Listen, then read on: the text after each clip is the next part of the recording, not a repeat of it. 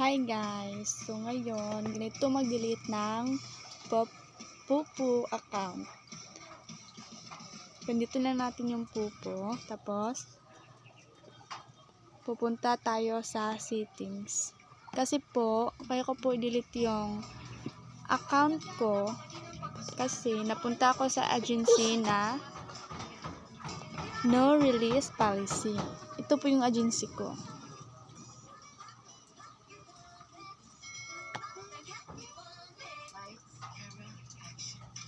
Yan po yung agency ko.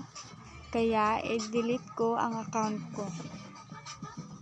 I-delete ko na lang yung account ko kasi ayaw na nila akong i-release. Punta tayo sa settings. Tapos, pindutin natin ito.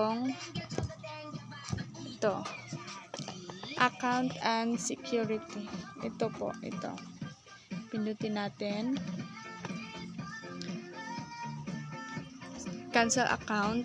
Tapos, confirm delete account. Ilalagay pa muna natin yung ID. Balik tayo. I-copy paste natin yung ID. Punta tayo sa ating account. Pindutin natin yung profile natin.